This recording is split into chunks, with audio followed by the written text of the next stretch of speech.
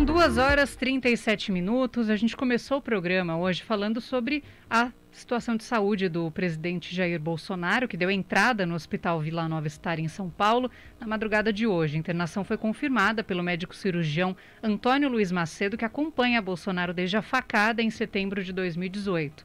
Em boletim, o hospital confirmou um quadro de obstrução intestinal e informou que não há previsão de alta.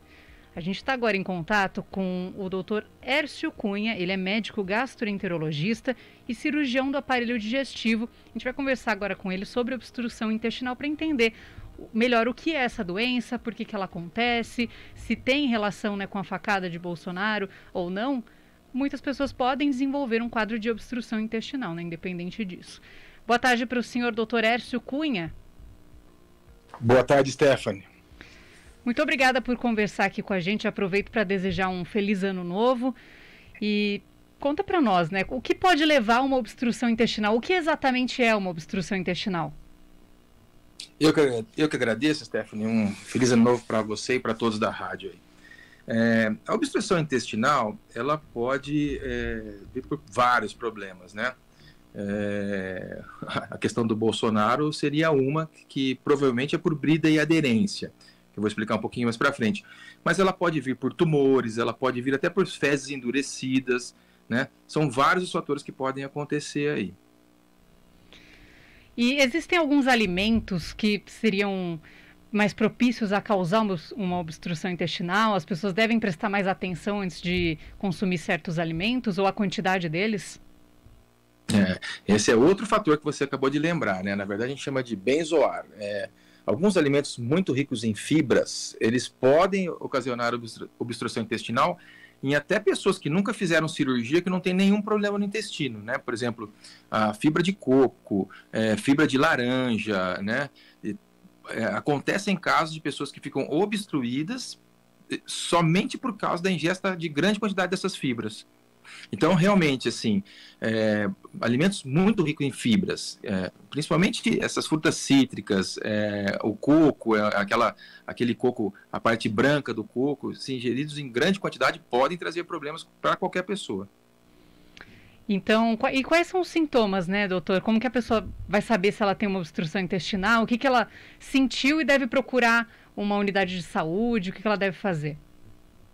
Então, na verdade, o que acontece, né? A obstrução intestinal, imagine que a gente tem um sistema de encanamento, né? A obstrução intestinal é exatamente igual à obstrução do encanamento. Se eu tenho obstrução, tudo que vem de cima para baixo não vai passar, e a tendência é que volte, igual quando a gente entope uma pia, entope uma privada de casa, né?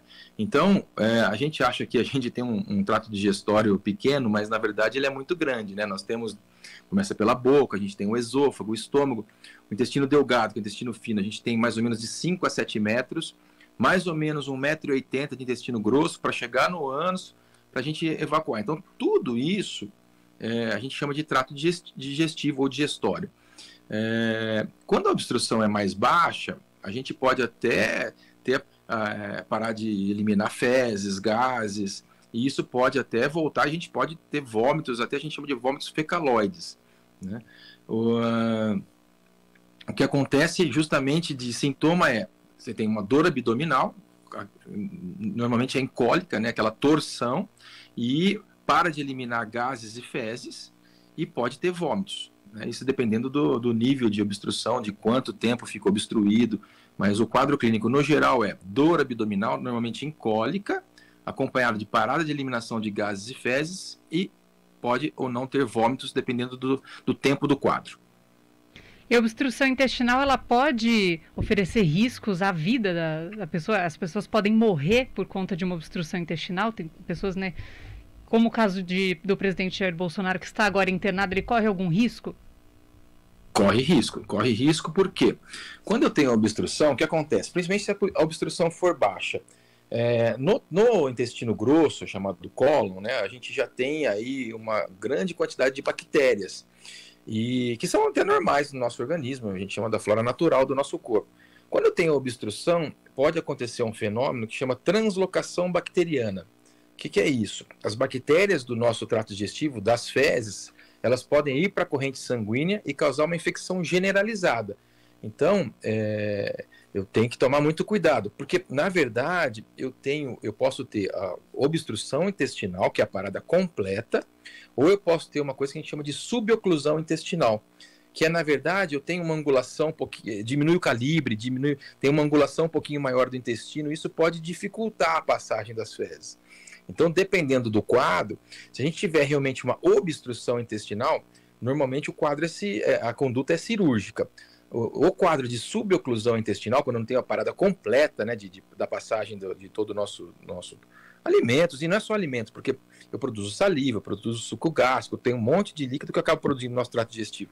Se está passando um pouquinho, o tratamento clínico eu posso deixar por alguns dias e, como aconteceu até da última vez aí que o nosso presidente teve um problema, foi resolutivo com o tratamento clínico. Mas nos quadros de obstrução completa, obstrução intestinal completa, normalmente a conduta é nova cirurgia para desobstruir. Antes da gente encerrar, doutor, queria que o senhor deixasse algumas dicas, né, para quem está nos acompanhando, para evitar ter uma obstrução intestinal. O que as pessoas devem prestar mais atenção, mudar algum hábito?